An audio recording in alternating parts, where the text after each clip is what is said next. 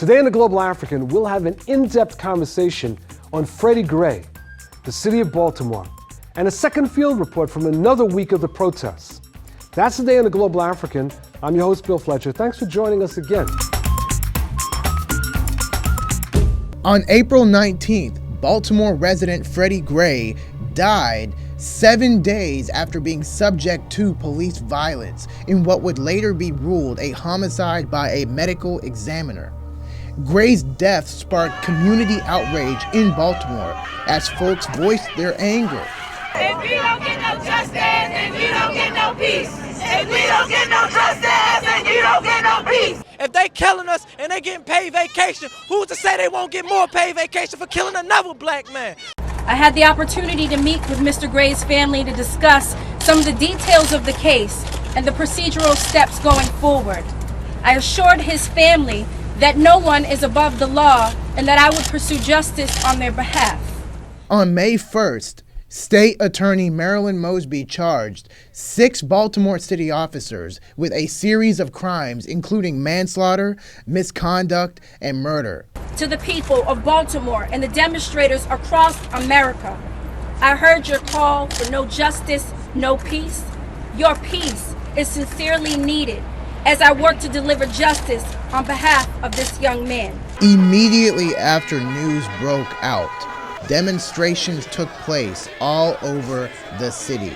We got justice! We got peace! Yeah. We got justice! We got peace! The Global African is here in Baltimore, Maryland on May the 2nd, a day after Marilyn Mosby announced 6 charges against police officers for the killing of Freddie Gray. I was surprised at the extent of the charges. And the problem is that I was surprised. We are so used to our young people dying while in the hands of police and no charges being filed. It really, to see this happening is absolutely phenomenal. We talked to some protesters to get their thoughts on news of the indictments. I was right there on the steps when she made the announcement. I want to be one of the first citizens and one of the loudest citizens when I say we commend State's Attorney Marilyn Mosby for bringing charges to 6 murderers. Well, I think she made the right decision, and I think she did it in a timely manner. If it was somebody regular on the streets, they would have been charged them for murder or vandalism or whatever it is. I think she did the right thing. I thought they were very fair. I think a lot of people had their expectations extremely low, and I think that a lot of people didn't think that we were going to get what we got, and I think that they were very fair, at the least, to start the charging process. These charges came 4 days after protests and uprisings took place in West Baltimore, drawing intense media attention. Some have even suggested that the uprisings were effective in bringing pressure to bear. The only reason they brought charges against these killer cops was because that people came out in the streets and refused to accept it, not just here in Baltimore, but around the whole country. Whether or not you see it, without Monday night, there would be no charges brought yesterday morning. And I keep saying that the world needed to see how angry and what black youth will actually do, how far we'll actually go to get justice. And I think the mayor inside knew, and I think the governor knew that was just the beginning. Bobby Johnson, uncle to Oakland police brutality victim Oscar Grant, spoke about the systemic issues underlying public anger. Well, we know, being that we've been involved in this fight for the past 6 years, we've seen other officers charged. But it's one thing to charge an officer, it's another to convict. Oscar Grant case, the officer was charged, arrested, convicted, and sent to jail. The minimum he was supposed to do was 12, but the judge reduced his time down to 11 months. He only spent 11 months in jail. And so what we have is a system that protects at all costs police officers when they commit the harms and the murders in our community. We've been quiet for too long. That's what he was saying. We've been quiet for too long, and every time we're quiet and our voices are silenced, nothing gets done. Take down those businesses that gentrify the neighborhoods, because they raise the taxes in our communities. They're the ones that are putting our grandparents out. They're the ones that are taking the originators out and bringing the white flight recipients back into the city. And we need to fight that as well, because they're not doing anything for our communities.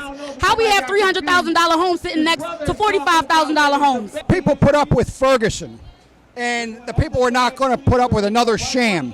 But also keep in mind, that the district attorney out there was an old white man, Bob McCulloch. The district attorney here was a young black female. All of media is owned by filthy, rich white men. They control the message that all of America sees. They wanted the message to be that blacks are dangerous, that they loot, they burn, and they steal. While there is an air of optimism here in Baltimore with the charges levied against the 6 officers, folks are still very, very hungry for systemic change that goes beyond indictment. Will city officials deliver? Police Department. For the Global African, with my cameraman Oscar Leon, I'm David Tigger. We're now joined for a discussion about the Baltimore uprising and crisis with Eddie Conway. Eddie Conway is an executive producer of the Real News Network. He is a former Minister of Defense of the Baltimore chapter of the Black Panther Party, who was locked up for 44 years for a false conviction of allegedly killing an officer. He's the author of the book Martial Law, The Life and Times of a Baltimore Black Panther. Welcome to the program. Okay, thanks for having me. Absolutely.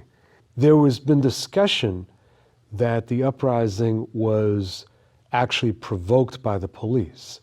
And I was wondering if you could comment about that in terms of rumors being circulated about an alleged plan to kill police by gangs and things along those lines. I was in the church for the funeral, and around 12 or a little after, the social media started circulating rumors that there would be purge, which is something based on a movie where the law don't exist for X amount of time, by high school students in Mondawmin Mall.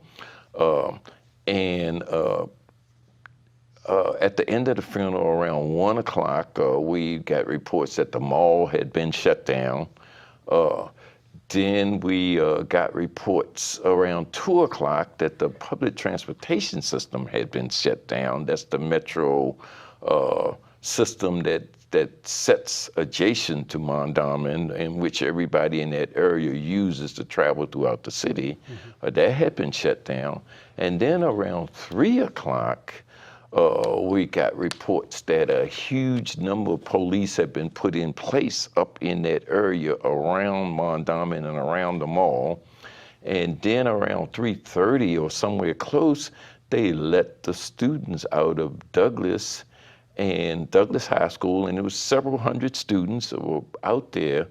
And then they weren't allowed to go and use the transportation system, which they had been doing all year, to go home, because Douglas is a citywide school, so people from East Baltimore might be in there, people from North Baltimore, West Baltimore, South Baltimore, etc., but they had no way of going home. And then that huge phalanx of police marched on the children and forced them down a half a mile away, down to Pennsylvania and North, which is unknown territory to most of the students there, because you don't go down in that area. That's a different hood altogether. And they forced those students down there with actual physical force, marching across the line. And then when they got to Pennsylvania North, they backed off and they left them there. And they left them there in that area with no way of getting home, in a hostile environment, and they acted out. And of course they were acting out the whole time they were being forced down there. But once they got down there, then they were just in the center of the heart of a black community, and they responded, and people in the community joined them to respond. That was the initial incident. That incident was put on social media, and it went out to other areas, and that sparked other reactions throughout the community. But initially, those children were used to create that, and they were allowed in that area then to attack the CVS, because that's exactly what's on that corner. But they didn't attack the library. They didn't attack other things on that corner. They didn't attack the social service buildings on that corner, only the CVS, you know. And so it's questionable exactly what happened there. No firemen responded. The police, obviously, I mean, the hundreds of police in riot gear was there in that area, because that's why the children were contained there. It's almost as if they let them attack that area so they could have a national or international publicity around what was going on, to distract the attention away from the fact that Freddie Gray was dead, had been buried, and there had been no resolution. The dialogue changed from what was wrong, what situation was created with him that caused him to die, to how young children from high school all of a sudden became thugs. Right. Now they're no longer the high school. If this had been in a white community, if this had been in an upscale community, buses would have been there. Since everybody knew this was going on from 12 o'clock, buses would have been there, children would have been put on buses, they would have been bussed out of the area and allowed to go home or proceed. They certainly would have been protected and shepherded instead of corralled and forced into another hostile area. So who would be responsible for this? There's probably going to be a number, and it really needs to be investigated. Yeah. Somebody decided to close the mall. Okay. Right. So that's probably the ownership of the mall. Somebody decided to close the subway, the transportation system, knowing that those children needed it to get out of the area. That's probably somebody in City Hall. Somebody decided to put a large number of police and riot gear in place there. That could be the police commissioner or somebody also in City Hall. Somebody decided to push those children to Pennsylvania and north. That's 6 blocks away. I don't know who, but that needs to be looked into, because it might have been negligent, it might have been mismanagement, or it might have been deliberate. But it changed the narrative that was going on. You had in the city at the time people from all over the world. You had in the city at the time people from the highest levels of government in the city, the state, and the national government was here for that funeral. So, and in a space of 2 hours, the narrative changed to thugs. Now, during the disturbances in Baltimore, there were groups like the Nation of Islam and various clergy and gangs that came together that were trying to talk with some of the young rebels, as I call them. Mm-hmm. There wasn't a whole lot of press attention on that, though. What was your sense of those kind of activities? Yeah, I think that it was a lot of that, but because to me, this was not the general desire of the population. This was a reaction and a response to the earlier situation with the young people. It kind of like it just exploded there and spread for a little while, but then the city wasn't in rebellion. Yeah. I mean, this was like an outbreak, an outcry. Interesting. And so, I mean, to come out and talk to people, which is everybody did, wasn't really a hard job, because people weren't there anyway.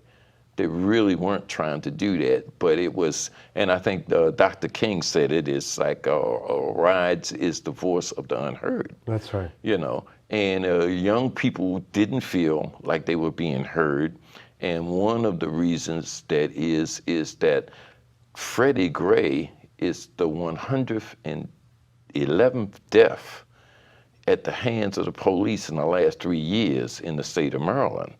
And nobody has been indicted or charged no indictment, no charge, certainly no convictions. And young people are seeing this over and over again, nationally and here. But for young people, it wasn't even just the deaths, but it's the constant harassment, the constant being stopped, the constant being forced off of their own front steps, no loitering on your own front steps in some community, or feeling under observation when you pass through an upscale neighborhood that's not yours. So it was a litany of things that they had beyond the deaths. Where was the mayor during all of this? We don't know. I don't know. I mean, and that was part of the problem. If there had been some statements in the beginning about what was going to happen. From the very beginning? Yeah. There could have probably been a different outcome. If there had been supervision the whole time, it's certainly the time of the incident at Mondawmin, that should have been supervised. Those young children, 14 years old to 17 years old, they are children. They're in school. You got them in school. You got them locked in school. Take them home. Right. It's that simple. Why wasn't that supervised? It kind of reminded me of Katrina in New Orleans. People in New Orleans trying to leave New Orleans. That's right. And they were accosted on their highways to leave by armed vigilantes and forced back into New Orleans and suffered for about a week. That's right. And people died as a result of that. This thing that happened up at Mondawmin is similar. These students wanted to go home, and they were accosted by an armed group of vigilantes and forced to go somewhere they didn't want to go, and consequently got in trouble for it. Eddie Conway, thank you very, very much. Okay, thanks for having me. And thank you for joining us for this segment of The Global African. I'm your host, Bill Fletcher. Stay tuned and we'll be right back.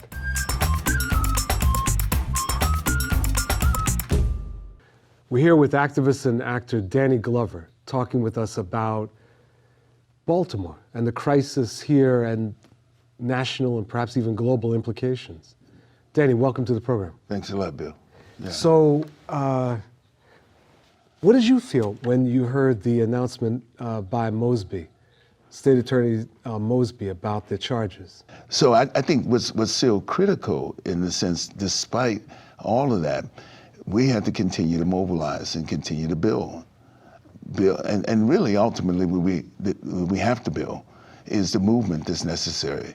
And certainly, in various ways, we see aspects of that, not necessarily, I think, in part, the rebellion, yes, because there's different forces that come together, different alliances that happen. I was listening to Democracy Now!, and they had groups that were cleaning up the CVS that had been burnt and everything else and those things. So there's different relationships there.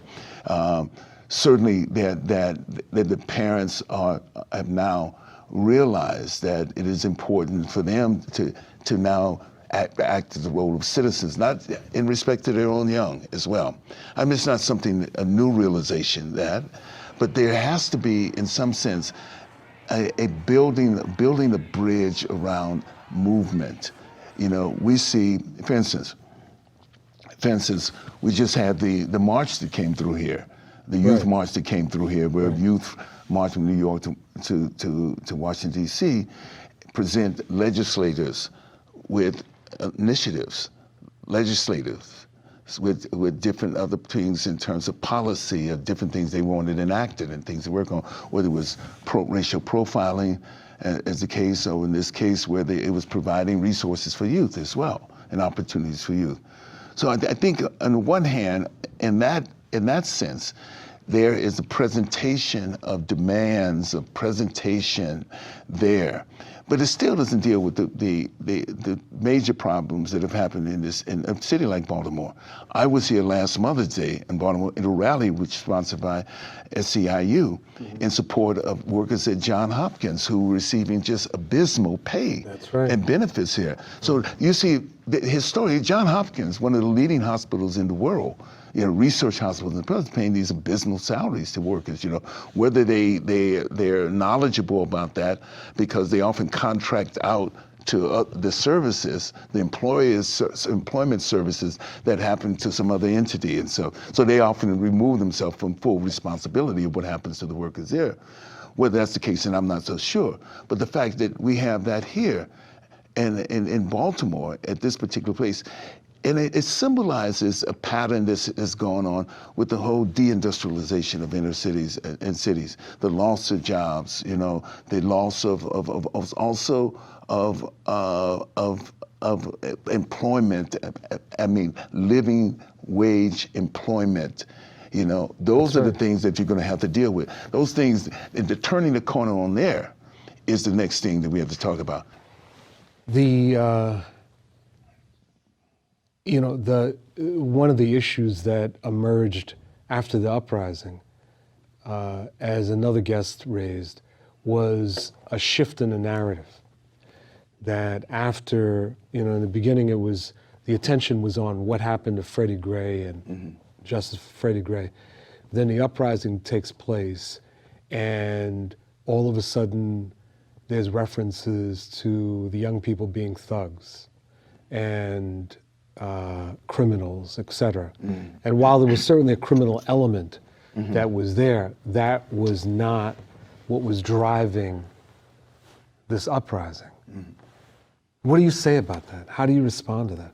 Well, the first thing is that there's always an attempt to criminalize even the uprising itself, to seek out all the kind of things that all the agendas that power wants to embellish the whole idea that they were thugs and everything else. And that was simply not there were elements within this, as expected, there were elements in this who had another agenda as well within that, you know, and to use the opportunities somewhere else. I certainly, on the one hand, the rebellion happened. The rebellion is a reaction and responsibility to what is happening, and responsible to what is happening over decades in this city. The rebellion is a combination of historic pain, historic neglect, and that's what the rebellion is responsible. It has been, as it was a generation ago or 2 generations ago, the rebellion is a response of that. So the question becomes is that if we look at the rebellion, it simply has to look at the rebellion and turn it inward to look what's happening that made the rebellion, allowed the rebellion to be responsible. Yeah, the police killing was one aspect of it. That was one aspect of it, but there's so many other layers on it. So when we cannot debate and talk about a narrative that addresses the layers that are under this, the historic layers that are under this, then we're not getting anywhere in building the movement that we're talking about.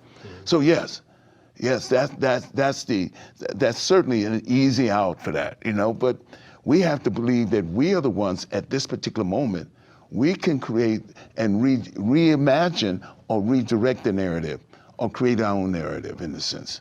Right here at The Real News is a group of young debaters that their basically objective is to promote debate over public policy. That's what they do here.